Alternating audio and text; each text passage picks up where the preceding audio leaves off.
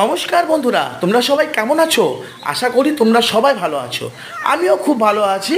তো চলে এলাম একটা নতুন ব্লগ নিয়ে তোমাদের কাছে।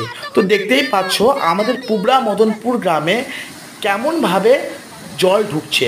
মানে দুদিন ধরে বৃহস্পতিবার আর শুক্রবার প্রচণ্ড বৃষ্টি হয়েছে, শনিবারও হয়েছে, কিন্তু বৃহস্পতি শুক্রবার এই দুটো দিন কিন্তু মুষলধারে বৃষ্টি পড়েছে।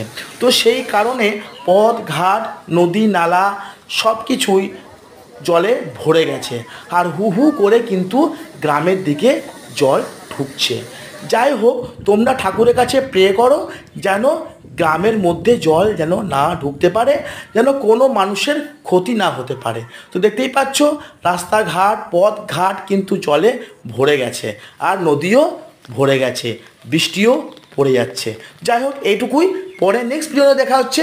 Tata, by.